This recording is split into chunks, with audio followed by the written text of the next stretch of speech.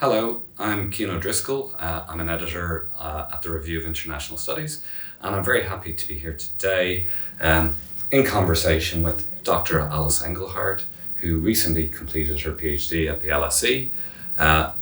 Alice is with us today to discuss her prize-winning article with the CPD section. Alice, welcome. Brilliant.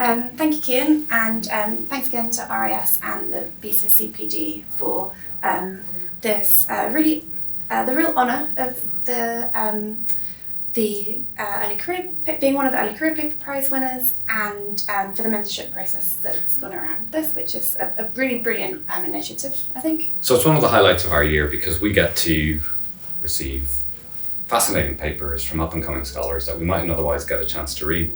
And this year was no exception. There were 3 marvellous papers, of which yours was one. I very much enjoyed reading it, but I was wondering if you might tell us more broadly a little bit about that article. That's really kind and great to hear, thank you.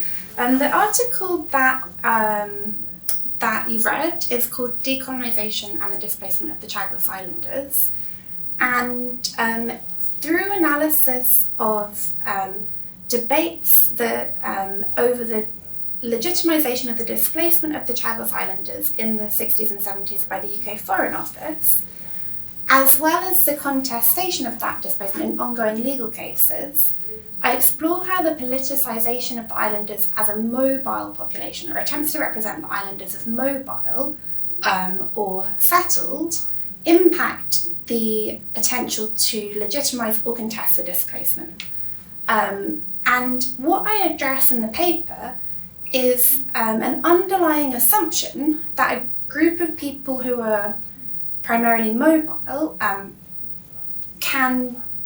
do not have a solid basis to make political claims. So this has got implications for other groups of people who are identified as mobile, such as migrants, diasporas, or descendants of enslaved and indentured labourers, essentially anybody whose life or history is characterised as much by movement as sedentarism. And in the paper, it seems that within contemporary international legal frameworks, there's a real challenge for making political claims based on those histories or presence of mobility. Fascinating, absolutely. And does this connect with your PhD research? It does, in 2 ways, really. So the PhD is a broader analysis of transformations in world order and the role of contested categorisations of people in movement. So there's increasing attention to transformations in world order in international relations at the moment, and also in postcolonial international relations. But it's only recently that people are really taking seriously people in movement, and the regulation of people in movement in producing transformations in world order. As you know, we were all aware, for a long time IR's had a very nationalist, nation-state, methodologically nationalist framework, which postcolonial research has done a lot to counter. And attentiveness to people in movement really fits into that agenda of an understanding of world politics that's produced through flows and circulations, not only of people now identified as migrants, but also of empires and imperial actors. Okay. So essentially, in discourse over people in movement that presents people in movement as exceptional or outside of the norm of sedentary societies, those imperial relations are also obscured. Okay, and I'm going to guess that you're going to keep advancing this line of research, focusing on movements, flows, circulations. Where is your research leading you? Thank you for the question. So building on some of the research that I've mentioned by Radhika Mongia and Nandita Sharma, Nadine Elanani, and others who are researching the role of the regulation of people in movement in producing the nation state and transformations in world order, my research is building on that to address how debates over people in movement and categorizations over people in movement contribute to those transformations, so that movement's not only a an ontological issue of objects or subjects on the move, but it's a power knowledge question about how movement is imagined. So there's two related strands to that agenda that I'm exploring. One of them is the genealogy of the primary categorizations of mobilities that are often in use today. So I've addressed migration, tourism, and refugees, and how these categories were essentially invented and institutionally codified by League of Nations organizations.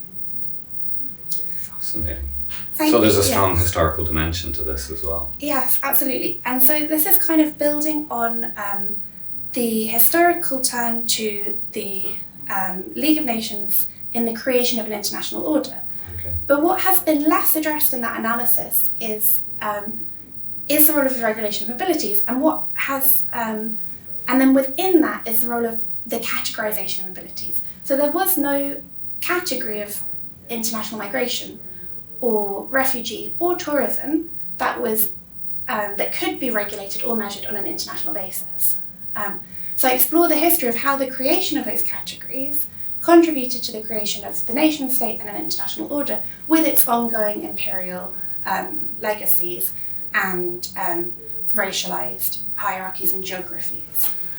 That's interesting. It brings me exactly or neatly to what was going to be my next question, which is that the history of the League of Nations is, according to mainstream kind of recountings, is confluent with the history of IR as a discipline. Yes.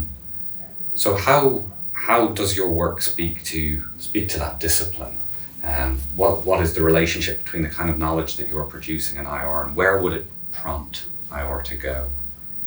The main area I think that I would like IR to bring IR's attention to is the role of knowledge about movement in producing transformations in world order. So international relations does address people in movement, for example through analysis of migration, but it tends to treat that migration as a given category and not explore how the idea of migration not only naturalizes but in fact produces the nation state. Hang on, bear with me. So I think two things. First of all, I'd like to see IR as a discipline be more attentive to people in movement.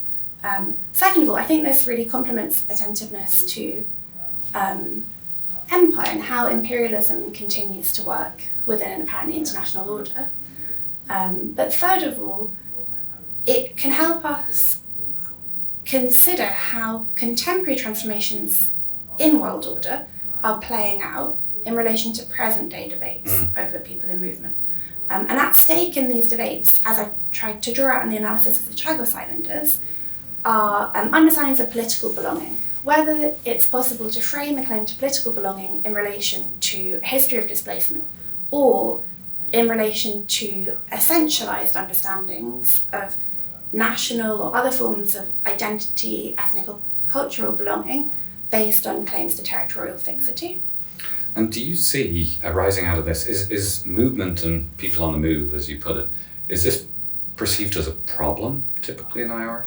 And or is it something we should be celebrating?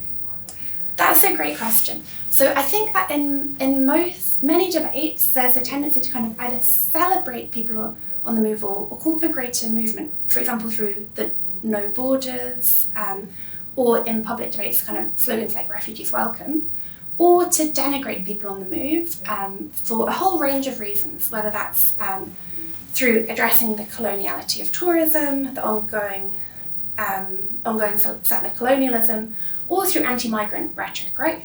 And I think that in my agenda, I really try to shift the focus away from whether movement or people on the move is a good or a bad thing, and focus on a diagnosis of movement as the basis of many contemporary politics, including imperial ones. So I don't think it's easy to address movement as good or bad. It's both creative of kind of transversal alliances, but these can include transversal white supremacy, the Anglosphere, empires, as well as forms of kind of anti-nationalist solidarities. Fascinating. That's a lot to think about, which I suppose is one of the reasons why we're having this conversation. And I would, on the back of that, ask you, like, the privilege for somebody like me is to, when we have a chat like this, is to learn about the directions the field is going, as people are coming into the field, bringing fresh ideas, new ways of thinking about what world politics is, what international studies is, and what it can be. How do you see the field evolving, and are there positive lines of thought within the field that you would like to celebrate and advance, or what do you see as progressive? Where would you like to take IR as a conversation?